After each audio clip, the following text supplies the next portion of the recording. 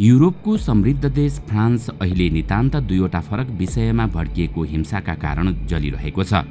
प्रमुख शहरहरूमा भइरहेका प्रदर्शनहरूले हिंसात्मक रूप लिँदै गएपछि देश गृहयुद्धतर्फ धकेलिने सङ्केत देखिएको छ। पहिलो विषय हो एउटा सरकारी निर्णय अनि दोस्रो ड्युटीमा खटिएका प्रहरीले गोली हानेर एकजना किशोरको हत्या गरेपछि भड्किएको दोहोरो साम्प्रदायिक हिंसा। एकातिर सरकारले देशमा वृद्धहरूको संख्या बढ्दै गएको भन्दै पेन्सन पाउने उमेरको हदबन्दी 2 वर्ष बढाएको विरोधमा भइरहेका प्रदर्शनका कारण देश दिनदिनै अशान्त बन्दै गइरहेको छ भने अर्कोतर्फ साम्प्रदायिक र राष्ट्रवादीहरूको दोहोरो प्रदर्शन हिंसात्मक बन्दै गएपछि यसले निकै उग्र रूप लिएको छ। राजधानी पेरिस सहित देशका ठूला शहरमा हिंसा भड्किएको छ। स्कुल, पुलिस स्टेशन, पसल, सार्वजनिक स्थलहरूमा रहेका गाडीमा आगजनी र तोडफोड भइरहेका छन्। केही समय पहिला प्रहरीको गोली लागेर एकजना युवकको मृत्यु भएपछि अहिले यो हिंसा भड्किएको हो। प्रहरीलाई स्थिति नियन्त्रणमा लिन कठिन भइरहेको छ। पेरिसमा मात्रै अहिले 40,000 भन्दा धेरै प्रहरी हिंसा रोक्न खटिएका छन्। अझ गोली हान्ने प्रहरीलाई कारबाही गरिएपछि त्यही निर्णयका कारण ब्याकफायर भयो। प्रहरीकै पक्षमा उत्रेको भिडले क्राउड फन्डिङ गरेर करोडौं रुपियाँ चन्दा सङ्कलन गरेपछि त फ्रान्सको अवस्था झनै गम्भीर हुँदै गएको छ। आखिर फ्रान्समा एकाएक यस्तो अवस्था कसरी सिर्जना भयो? के हो यो त्रिपक्षीय भिडन्त? के अब फ्रान्स साँच्चीकै गृहयुद्धमा होमिन लागेको हो त? दर्शकवृन्द, आउनुहोस् आजको यस श्रृङ्खलामा हामी युरोपको समृद्ध देश फ्रान्समा फैलिएको त्रिपक्षीय हिंसाको कारण के हो, के फ्रान्स अब गृहयुद्धमा धकिँदैछ, आज हामी यसैका बारेमा विशेष चर्चा गर्नेछौँ। फ्रान्स पश्चिम युरोपको देश हो।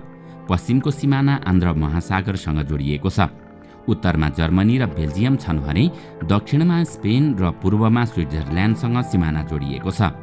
फ्रान्स संयुक्त राष्ट्रसङ्घ सुरक्षा परिषदको स्थायी सदस्य हो भने G7, नेटो र युरोपियन युनियनमा पनि महत्त्वपूर्ण भूमिका छ। जीडीपीको गणनामा यो देश विश्वमा 7औं नम्बरमा आउँछ।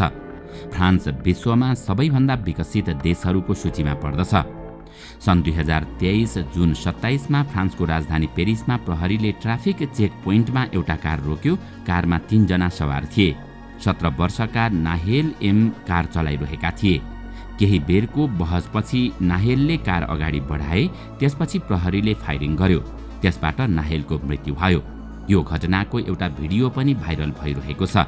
त्यसमा 2 जना प्रहरी ड्राइभरको सिट भन्दा बाहिरपट्टि उभिएको देखिन्छ। एकजना प्रहरीको हातमा बन्दुक देखिन्छ। नाहेल अल्जेरिया र मोरक्को मूलका थिए। यी अरब देश हुन्। रोयटर्सका अनुसार सन् 2017 पछि फ्रान्समा ट्राफिक स्पटमा प्रहरीद्वारा मारिने धेरैजसो मानिस अरब मूलका छन्। न्युयोर्क टाइम्सको एक रिपोर्ट अनुसार नाहेल पनि मोरक्को र अल्जेरियाई मूलका थिए। उनका बाबुका बारेमा कुनै जानकारी दिइएको छैन।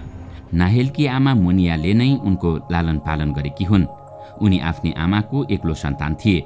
उनी नजिकैको कलेजमा भर्ना भएका थिए र इलेक्ट्रिसियन बन्ने प्रशिक्षण लिइरहेका थिए। उनी स्थानीय टोलीबाट रग्बी पनि खेल्थे भने पार्ट टाइममा डेलिभरी बोयका रूपमा काम गर्थे। परिवारका अनुसार उनी कुनै आपराधिक गतिविधिमा संलग्न थिएनन्। प्रहरीले भने नाहेलले ट्राफिक नियम तोडेको आरोप लगाएको छ। उनी आफ्नो गाडी रोक्न तयार थिएनन्, त्यसैले उनलाई रोक्न गोली प्रहार गरिएको थियो। उनलाई गोली हान्ने प्रहरीलाई गिरफ्तार गरेर कारबाही गरिएको छ। त्यसो त गोली हान्ने प्रहरीले वकिल मार्फत नाहेलको परिवारसँग माफी पनि मागेका थिए। उनले आत्मरक्षाका लागि गोली नचलाएको र गोली नहानेको भए कारले आफैलाई किच्ने बताएका थिए। फ्रान्सले सन् 2017 सेक्युरिटी कानुन लागू गरेको थियो। त्यो कानुन आतंककारी आक्रमण रोक्नका लागि ल्याइएको थियो। कानुन अनुसार प्रहरीलाई 5 अवस्थामा गोली चलाउने अधिकार दिइयो। प्रहरी वा अन्य कुनै व्यक्तिको ज्यान जोखिममा भएको अवस्थामा, प्रहरीको सुरक्षा घेरामा रहेको कुनै व्यक्तिमाथि आक्रमण भयो भने, आफ्नो वा कसैको ज्यान जोखिममा पारेर भाग्ने प्रयास गर्यो भने, गाडी रोक्न आग्रह गर्दा रोकिएन भने र गोली चलाएर कसैको हत्या हुनबाट रोक्न सकिने अवस्था छ भने प्रहरीलाई गोली चलाउने अधिकार दिइएको छ। यहाँ प्रहरीले आत्मरक्षाको तर्क दिएको छ। तर सार्वजनिक भएको भिडियोले अर्कै कथा बताइरहेको छ। नाहेलले प्रहरीलाई किच्ने प्रयास गरेको उनीहरूको दाबी छ। तर भिडियोमा केही समयसम्म कार रोकिएको देखिन्छ। यसबीचमा कैयौं अनुत्तरित प्रश्नहरू उठेका छन्। जब पुलिसको गोली लागि नाहेलको मृत्यु भयो तब त्यो घटनाले उग्र रूप लियो। प्रदर्शनकारीहरू हिंसात्मक रूपमा उत्रिए। यो घटनाले नाटकीय मोड त्यति बेला लियो जब गोली हान्ने प्रहरीलाई उनको परिचय सहित कारबाही गरियो। फ्रान्सको प्रहरी प्रशासन सधैँ अरबी र अश्वेतहरूमाथि अनुदार रहेको र दबाउने गरेको भन्दै मारिनेहरूको तर्फबाट प्रदर्शन चलिरहेको बेला गोली प्रहार गर्ने प्रहरीलाई कारबाही गरिएपछि उनकै पक्षमा त्योभन्दा पनि अर्को ठूलो आन्दोलन सुरु भयो। उक्त समूहले क्राउड फन्डिङ गरेर 15 करोड रुपियाँ चन्दा सङ्कलन गरे। यसरी सुरु भएको दोहोरो प्रदर्शनले फ्रान्सको सडकको अवस्था कुनै साइफाई फिल्मको जस्तो भएको छ। यति मात्रै होइन, यसरी सुरु भएको आन्दोलनले राजनीतिक रूप लिएपछि राष्ट्रपति इम्यानुएल म्याक्रोनको सरकार गम्भीर सङ्कटमा परेको छ। विपक्षीले यसलाई ठूलो राजनीतिक मुद्दाका रूपमा उठाएको छ। लुटपाट मचिएको छ, प्रहरी प्रशासनको कुनै डर देखिएको छैन। प्रदर्शनमा आपराधिक ग्याङको समेत घुसपैठ भएको बताइएको छ। सरकार सन् 2005 को अवस्था आउनबाट रोक्ने प्रयासमा जुटिरहेको थियो। अब तपाईलाई लाग्न सक्छ आखिर सन् 2005 मा के भएको थियो त? आजभन्दा 18 वर्ष अघि सन् 2005 मा 2 जना युवा प्रहरीबाट बच्न पावर सब स्टेशनमा लुकेका थिए।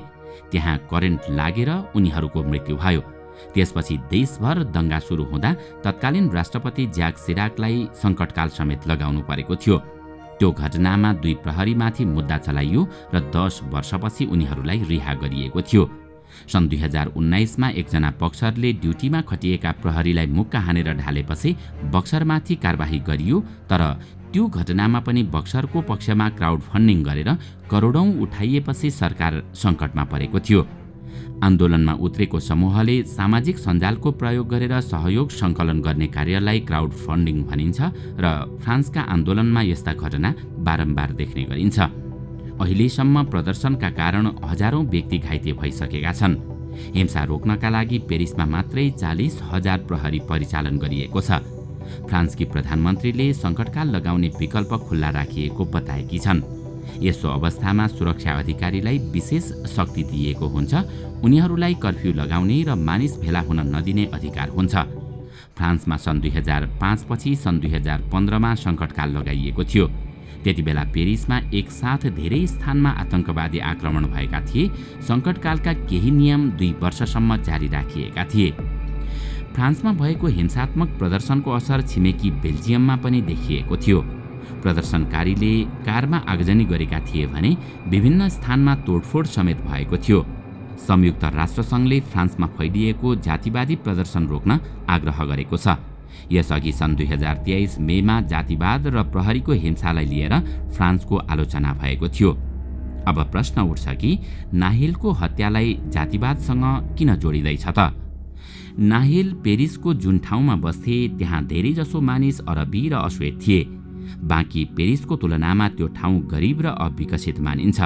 त्यो क्षेत्रमा अपराधका घटना पनि धेरै हुने गर्दछन्। यस्तो अवस्था फ्रान्समा मात्रै छैन, सम्पूर्ण युरोपमा देख्न सकिन्छ। जहाँ जहाँ यो समुदाय छ त्यहाँको अवस्था यस्तै छ। त्यसैले यसलाई जातीय भेदभावका रूपमा हेर्न थालिएको छ।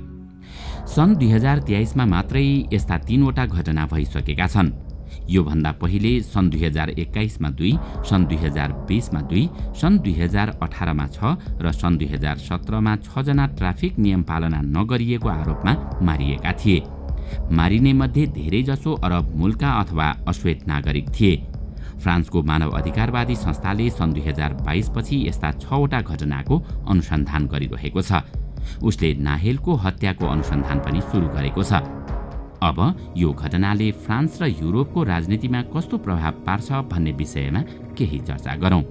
विगत केही समयदेखि पूरा युरोपमा इस्लामोफोबियाले निकै ठूलो स्थान पाइरहेको छ।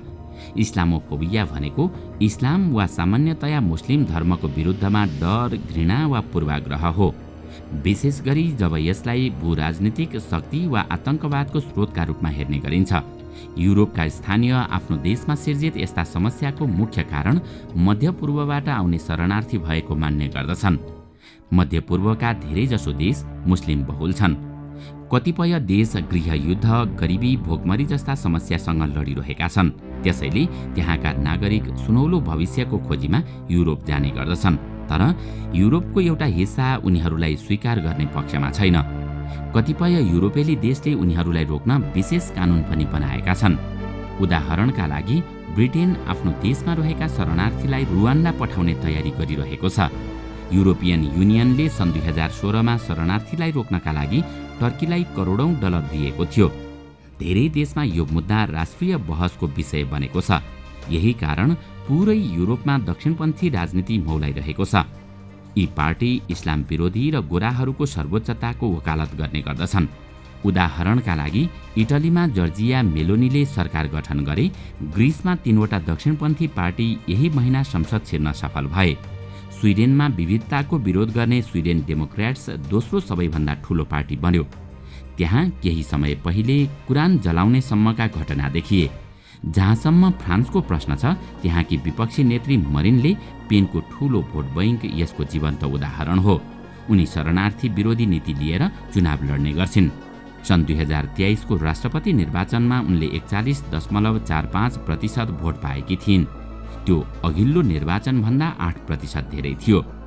जानकारहरूका अनुसार अहिले भड्किएको हिंसाले उनको समर्थन धेरै बढाउनेछ। यही ढाँचा युरोपका अन्य देशमा पनि देखिँदै गएको छ। फ्रान्समा अहिले भड्किएको हिंसाको अर्को ठूलो कारण हो पेन्सनका बारेमा सरकारले गरेको निर्णय। देशमा वृद्धको संख्या दिनदिनै थपिँदै गएको र उनीहरूलाई दिने पेन्सन जुटाउन समस्या भएको भन्दै सरकारले पेन्सन पाउने उमेरको हदबन्दी 2 वर्ष बढाएको छ। यसअघि सेवानिवृत्त हुने उमेर 62 वर्ष थियो, तर अहिले त्यसलाई बढाएर 64 वर्ष पुर्याइएको छ। अर्थात् पेन्सन पाउनका लागि थप 2 वर्ष काम गर्नुपर्ने भएको छ। सरकारको यो निर्णयको विरोधमा देशभर भइरहेका प्रदर्शनले आगोमा घिउ थप्ने काम गरेको छ, जुन तत्काल रोकिने सम्भावना देखिँदैन।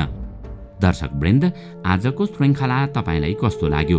हामीलाई कमेन्टमा अवश्य बताउनुहोला। साथै आजको श्रृङ्खला तपाईलाई राम्रो लाग्यो भने लाइक तथा सेयर गरी हाम्रो च्यानललाई सब्स्क्राइब गर्न नभुल्नुहोला र साथमा रहेको बेल आइकन पनि थिच्नुहोस्, ताकि हामीले अपलोड गर्ने नयाँ भिडियोको जानकारी सबैभन्दा पहिला तपाईलाई प्राप्त होस्। आजका लागि यति नै। अर्को भिडियोमा अझै रोचक जानकारी लिएर आउने नै छौँ। तबसम्मको लागि बिदा दिनुहोस्। नमस्कार।